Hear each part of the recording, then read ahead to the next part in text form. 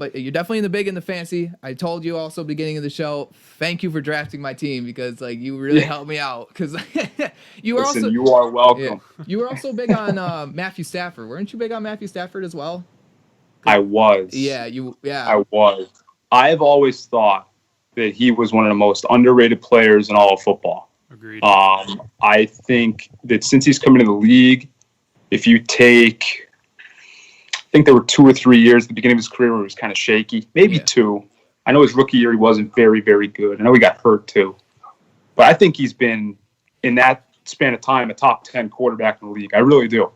And it's a shame that Detroit, all the dysfunction that's going on within that organization, and they could never put a great team around him. He's been on some good teams, but never a great team. But even still, I think he's fantastic. I really do. I got a comment too on like Matt Stafford. Like he's one of the toughest players in the league. I mean, I think it was last year. Tough as nails. Yeah, where they're like, oh yeah, he's battling some injuries. Turned out he like broke his back last year and he was just playing through it. It's like, dude, tough as nails. Unbelievable. Yeah, and I mean, I love because one of the Detroit and Atlanta game, right? When he was driving down the field, that was one of the games I was like on our where we were, and I'm like, I was pumped up. I'm like, Stafford's about to do this. Yeah, he's about to do this. And I was like, oh. Yeah, he has a knack. He has a knack late in games for making things happen. And to tie these 2 points together, you think about the game early in his career. It might have been his rookie year, maybe his second year. They're playing Cleveland at home. Both of these teams were awful. They were maybe 1-8, 1-7. They were terrible teams. But they had the game of the year. And was it 2012 maybe? It might have been either 2011 or 2012. And they had a barn burner of a game. And Matt Stafford separated his shoulder on the last play of the game. There was a pass interference call in the end zone. So Detroit gets the ball on the 1-yard line. He sees that they get the ball on the 1-yard line. He's with the team doctors, and he's like, no, let me back in the game. I can throw one pass. He runs back onto the field, throws a game-winning touchdown with no time left with a separated shoulder.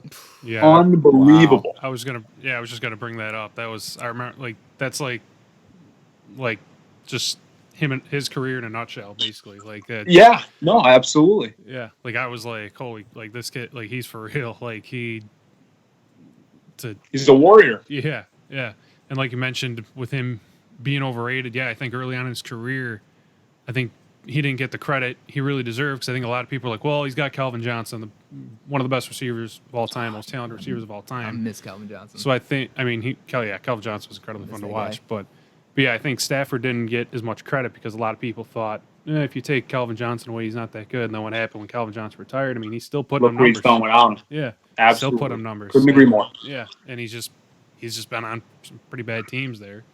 For the most part, yeah. It's wow, man. But let's see.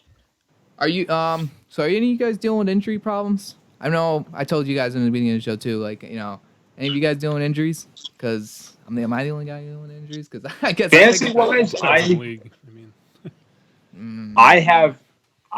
think during the course of the year, the only thing that happened to my team was Melvin Gordon was out because he was having some off the field stuff. Mm-hmm. I'm trying to think of another guy that's been out. I've gotten extremely lucky. Let me just say that. And I'm actually 8-0 in my I swear to you. You might not believe me. I'm 8-0 in my fantasy league. I drafted Russell Wilson and Tyler Lockett, Kareem Hunt. They've carried me through the year. Ooh. And if you don't believe me, I'll send you a picture. I promise. We believe you, man. I'm 8-0 right now. I believe you. It's been a great year so far. Let me just say that. Yeah, I totally believe you, man, because you got Kareem Hunt, Nick Chubb gets injured, and you just like now you got almost productivity out of those players, and of course Lockett was a sleeper too. Well, now he is because Metcalf is now almost getting doubled now because Metcalf is a beast. He's unbelievable. He really is. And TikTok blew up the thing when he was sprinting down in the events. It would be a meme. What was the one? There was one that made me laugh too much. I can't remember, but it was just like over and over and over. It was just him sprinting down that guy with, the funniest captions and stuff like that. Well, one of those ones that I saw, not to not to get political, but it was oh, just oh, oh, it was oh, just oh, no, oh, it was no. it was Biden's face photoshopped on Yep. DK Metcalf, and then Trump's on Ah. Buda Baker, and he chases him down. I saw that. That one, cracked me too. up. I saw that I one, was too. dying watching that one. That's as close as we're gonna get, right? All right, Yeah, good, good. we'll Okay, cut it- okay, we'll okay, cut- we'll cut okay, it there. okay, okay, Yeah, we'll stop it there. okay. It was a meme. It's not, Okay, okay. we're not, you know. But gotta love fantasy football. One thing I do want to do is I want to be in one of those what is it? The Destiny leagues. When you the Dynasty. Oh my god. Dynasty. Oh my god. Yeah. I haven't got one yet, but I would love to do a Dynasty league because I think running your own team for like X amount of seasons. Yeah, no, I think it's pretty cool. I've yeah. actually been in one. Yeah, They're awesome. They are pretty cool. Yeah, because when you're now I'm 20, now I'm like understanding fantasy more. Now I'm looking more. When you were like when I was like high school, 16, 17, I'm like I just draft my favorite players or the ones like I knew because I was like not too big into sports. Like I like sports. Now it's like now you got stuff. When you get older, you understand life now, and it's like now you got to get away from that stuff, and it's like I need sports so I can keep my mind on something else. Yeah. So for sure. So now it's call it a hobby now because I'm gonna have fun drafting players. You like having fun texting your buddy like I got you this week. Sorry, man. Yeah. Like Kevin, I sent him a text at midnight. You had Philadelphia's defense against Bandinucci,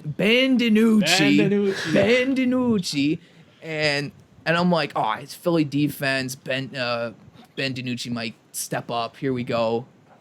No, Philadelphia destroys Ben DiNucci and gets 22 points, and he wins by 2 points. I know. Wow. I had to get up early the next morning, so I was asleep, and I just wake up and I'm like, just beat Sebastian by like 2 or 3 points. I was like, oh man, fly Eagles fly. Not an Eagles fan, but I was that night. Oh man, fly. I got to tell you what though, fantasy wise, I'm playing Alex this week in one of our leagues, and I have Joe Mixon out, Zach Ertz on the IR, Kenyon Drake's out. So right now I have J.D. McKissick as my running back number 2, and wow. I don't know how I feel about that. I wouldn't feel too good. No. And I'm searching the waiver wire, and there's like Rex Burkhead, but I'm like, well, New England's got 4 running backs. I'm pretty sure Sony Michel's back from IR, so Yep. that's and then I think there was like Gus Edwards, but I'm like, and probably J.K. Dobbins is probably gonna get a better look this week, and I'm like, it's I'm like I got to get lucky this week. I don't know. I'll tell you what I feel good about it. You should keep him in your lineup. You shouldn't pick anyone up. You should just keep him in there. Yep, gonna have to just hope Antonio Gibson just isn't having a good game, and Kyle Allen just keeps checking it down to him. I don't know. All right. Well, I'm gonna wrap this up. I'm gonna tell you one quick thing, Nate. So I'm gonna ask you real quick. Should I start Antonio Brown? Do you think he might have a good game? So, okay, think about this, and this is what I was thinking about too. The one game he played in New England last year, in Miami, Yep. how many times did they try forcing him the ball? Mm-hmm. You go back and you watch that game. They tried pumping it into him again and again and again. Yep. He only had, I think, 3 or 4 catches in the game, but he had at least 10 targets, and he did score.